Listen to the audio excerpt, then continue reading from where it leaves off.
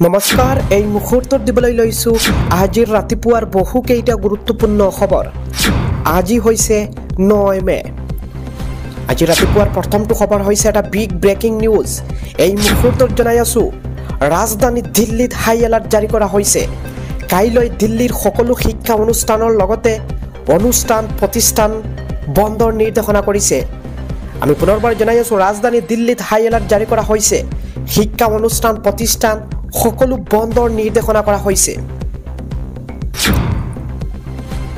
আজি ৰাতিপুৱাৰ পৰৱৰ্তী খবৰটো হৈছে দেশৰ সকলো বিমান বন্দৰলৈ সতৰ্কতা জাৰি কৰা হৈছে। বিমান বন্দৰৰ টাৰ্মিনেল বিল্ডিংত যাত্ৰীৰ প্ৰৱেশত নিষেধাজ্ঞা। সকলো যাত্ৰীক সেকেন্ডাৰী লেণ্ডাৰ পইণ্ট চেকিংৰ নিৰ্দেশনা কৰা হৈছে। আজি ৰাতিপুৱাৰ পৰৱৰ্তী খবৰটো হৈছে পাঞ্জাবৰ স্কুল কলেজ বন্ধৰ ঘোষণা। চৰকাৰী বেচৰকাৰী সকলো শিক্ষা অনুষ্ঠান বন্ধৰ ঘোষণা কৰা হৈছে। ৰাতিপুৱাৰ পৰৱৰ্তী খবৰটো হৈছে এই মুহূৰ্তত জনাই আছো আজি পাকিস্তানৰ বাবে ভয়ংকৰ বিপদ। আৰম্ভ হ'ল ভাৰতৰ প্ৰত্যাক্ৰমণ। একেৰাহে পাকিস্তানৰ লাহোৰ শিয়ালকুটুতো আক্ৰমণ কৰিছে ভাৰতে। ড্ৰোনৰ আক্ৰমণ চলালে ভাৰতে। ৰাতিপুৱাৰ পৰৱৰ্তী খবৰটো হৈছে ৰাজ্যৰ প্ৰান্তে প্ৰান্তে ধাৰাসাৰ বৰষুণ। প্ৰচণ্ড ধুমুহা গাজনিৰে আহিছে বৰষুণ। বতৰ বিজ্ঞান কেন্দ্ৰই জাৰি কৰিছে য়েল্লো এলাৰ্ট। ঘণ্টাত 80 কিলোমিটাৰ বেগত আহিছে ধুমুহা। যিকোনো মুহূৰ্ততে বৃদ্ধি পাব ধুমুহাৰ গতিবেগ। আপোনাৰ অঞ্চলত বতৰ কেনেকুৱা আপুনিও কমেণ্ট যোগে মতামত জনাওক। আজি ৰাতিপুৱাৰ পৰৱৰ্তী খবৰটো হৈছে সম্পূৰ্ণ ব্লেকআউট ঘোষণা কৰিলে প্ৰশাসনে। নিশা 9 বজাৰ পৰা পুৱা 5 বজালৈ জ্বলাব নোৱাৰিব লাইট। সকলোকে লাইট বন্ধ ৰখাৰ আহ্বান প্ৰশাসনৰ। বন্ধ ৰাখিব লাগিব দুৱাৰ খিৰিকী। অৱশ্যে চিকিৎসালয় আৰু কাৰাগাৰৰ ক্ষেত্ৰত দিয়া নাই ব্লেকআউটৰ নিৰ্দেশনা। পৰৱৰ্তী নিৰ্দেশনা নোহোৱালৈকে থাকিব ব্লেকআউট। পঞ্জাৱৰ গুৰুদাসপুৰ জিলাত প্ৰশাসনে ঘোষণা কৰিলে ব্লেকআউট।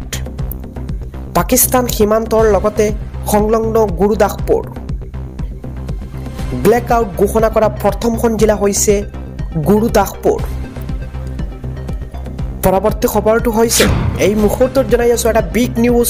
অপাৰেশ্যন সিন্দুৰৰ মাজতে আহি গ'ল ডাঙৰ খবৰ। পাকিস্তানৰ 9খন চহৰত হাহাকাৰময় পৰিস্থিতি। লাহোৰৰ পিছত পাকিস্তানৰ একাধিক অঞ্চলত বিস্ফোৰণ।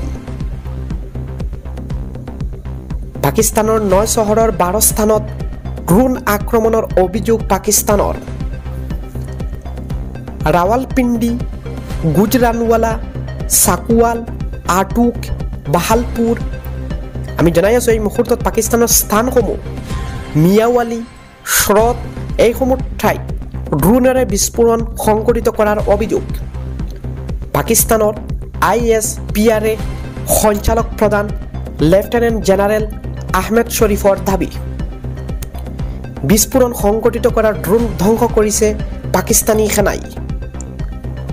ইজৰাইলত নিৰ্মিত হাৰুপ ড্ৰোনেৰে আক্ৰমণ চলোৱাৰ অভিযোগ পাকিস্তানত।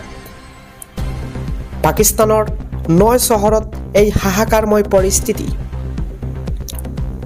আজি ৰাতিপুৱাৰ পৰৱৰ্তী খবৰটো হৈছে পুনৰ দেশ জোকাৰি যোৱা ভয়ংকৰ হেলিকপ্টাৰ দুৰ্ঘটনা।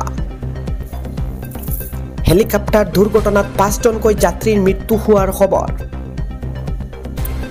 সংকটজনক অৱস্থাত উদ্ধাৰ কৰা হৈছে আন 2জনক। চাৰধাম যাত্ৰাৰ বাবে হেলিকপ্টাৰেৰে গৈছিল 28 কেইজন। উত্তৰাখণ্ডৰ উত্তৰ কাশীত এই ভয়ংকৰ হেলিকপ্টাৰ দুৰ্ঘটনা সংঘটিত হৈছে। দুৰ্ঘটনাৰ খবৰ লাভ কৰি আমি পুনৰবাৰ জনাই আছো দুৰ্ঘটনাৰ খবৰ লাভ কৰিয়েই উপস্থিত হৈছেগৈ আৰক্ষী প্ৰশাসন। আজি ৰাতিপুৱাৰ পৰৱৰ্তী খবৰটো হৈছে ভাৰতক আক্ৰমণ কৰিবলৈ অহা বিমান তছনছ ভাৰতীয় সেনাৰ। বিমান ধ্বংস কৰি পাকিস্তানী পাইলটক বন্দী কৰিছে ভাৰতীয় সেনাৰ। পোখৰাণত পুনৰ F-16 বিমান ধ্বংস কৰিলে ভাৰতে। চীনৰ এয়াৰ ডিফেন্স ছিষ্টেমেও ৰক্ষা কৰিব পৰা নাই পাকিস্তানক 112তকৈও অধিক আক্ৰমণত ব্ৰত হৈছে পাকিস্তান ভাৰতে তছনছ কৰিলে 70টাৰো অধিক মিছাইল AWACS ছিষ্টেম ধ্বংস কৰিছে ভাৰতীয় সেনাই আজি ৰাতিপুৱাৰ পৰৱৰ্তী খবৰটো হৈছে এই মুহূৰ্তত জনাই আছো জলযুদ্ধৰেও পাকিস্তানক জুলুংকে পানী খুৱাই আছে ভাৰতে